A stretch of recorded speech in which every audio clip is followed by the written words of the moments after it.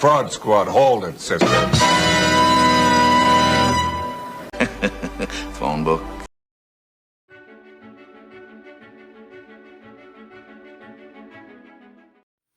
Hi, this is Keaton Car 89 with another one of my knockoff videos from AliExpress. This is the Storm Collectibles knockoff Street Fighter 2 Ryu. So, overall, this packaging is as with the knockoff figures of Ken, Guile and Zangief, the Storm Collectibles version of the packaging. Just have a look around it. You can see Ryu. And on the back, the artwork, I believe, from the original Storm box, where you can see the figures detailed as is.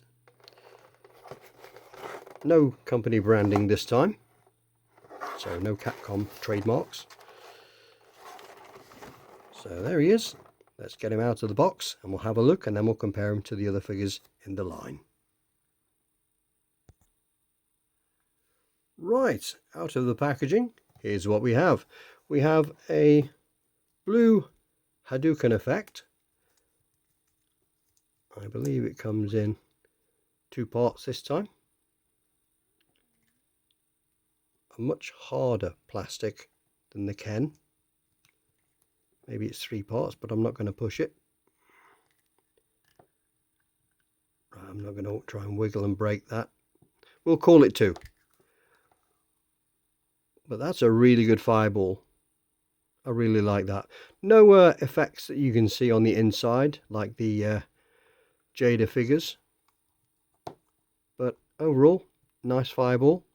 And it's going to be held up again by one of the plastic bases that comes with the figure. So, a nice effect. Move that out of shot. We'll come to the hands.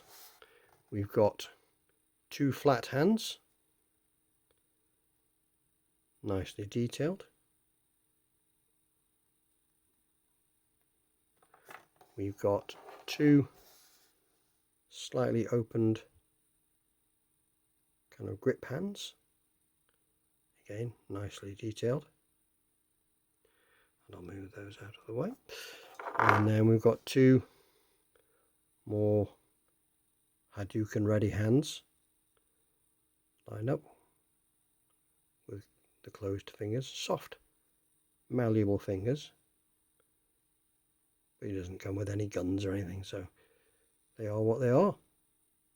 Nice detail on them. And here's where things will start to get interesting. It comes with 4 heads, obviously. The stoic face on him, the slightly gritted teeth, and that's, I think, a good Ryu face. A little bit of eyeliner maybe. And on the back there's a hole, because each one of these heads comes with its own ribbon that you can plug in. Let's have a look.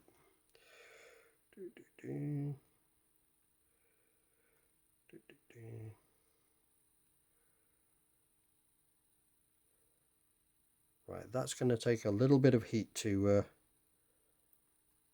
get that to go in.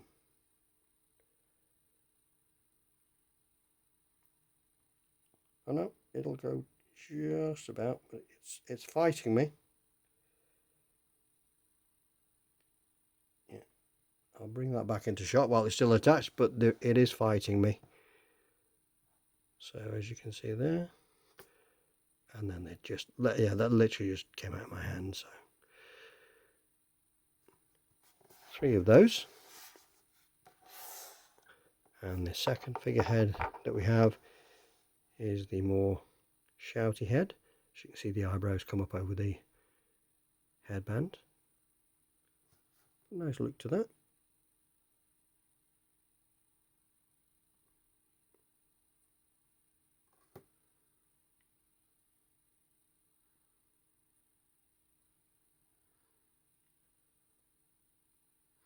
And then the other one we've got is the Game Over, with quite a lot of shading on the eyes, black eyes. No blood that I can see this time. Oh, down the side of the head.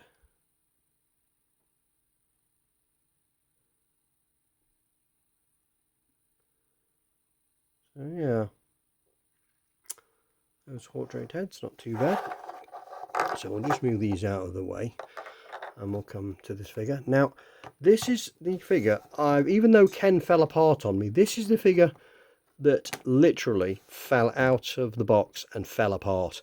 There's a very, very small connection inside the bicep for the elbow. As soon as I touch it, it's probably going to fall away,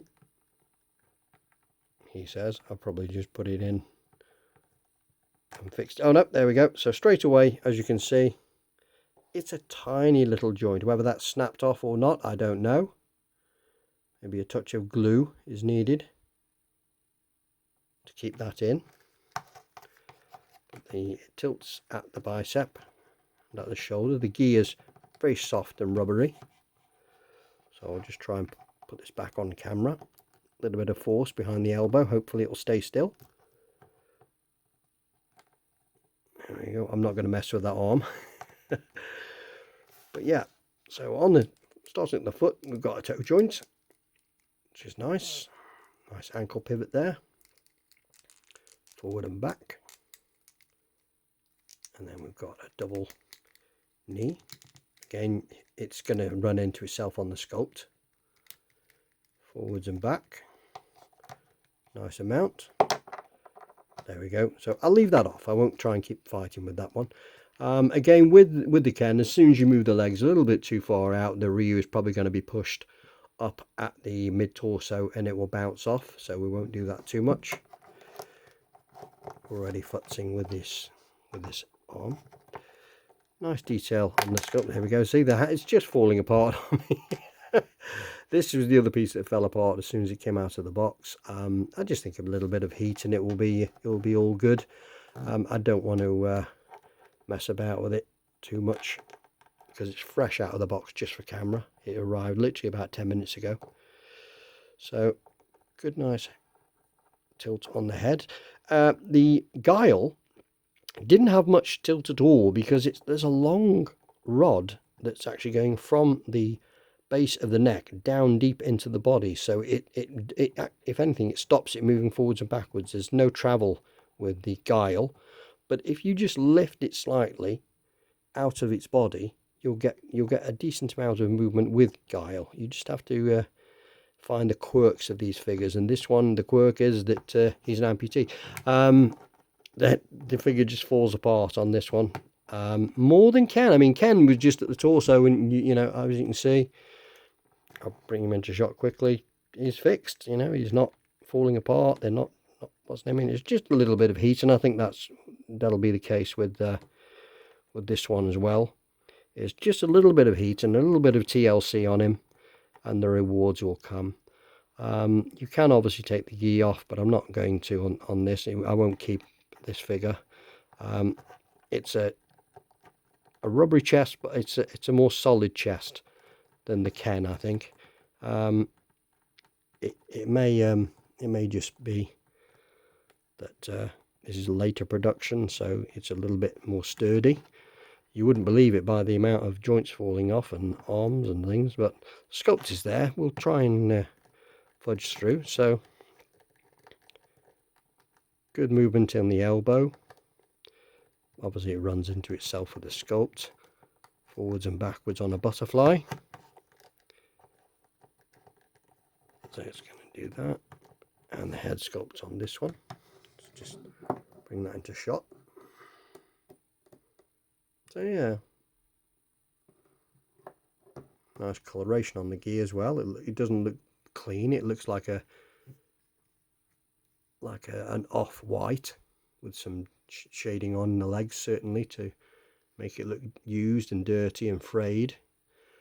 Really great detail on the gear, we'll have to say. But the pants are flat at the base and serrated around the shoulders. But overall, again, with a little bit of effort on this, some TLC, it will be just fine. So we'll bring that there, and we'll bring in the other figures that we've got. As you can clearly see, there's a slight coloration difference with Ken and Ryu, which is good. Bring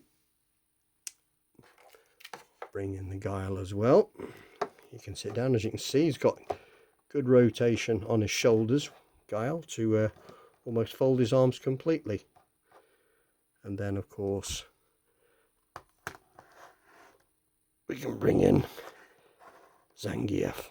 See if we can sit Zangief down a little bit.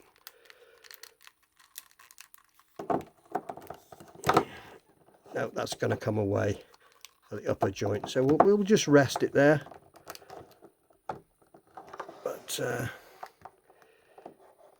yeah, so for the price I've paid for these figures, as I've said in the other videos, we're talking £20, £20, £20 and £25 for this. I thought in my initial instances that Zangief was £20 himself, but he was a little bit over. I think he was about £22.50 or something like that. But I have seen him since for the £20 lower price. But there you go, a knockoff Street Fighter assortment that looks really good. And again, I'm paying far less than their than the original Storm Collectibles versions.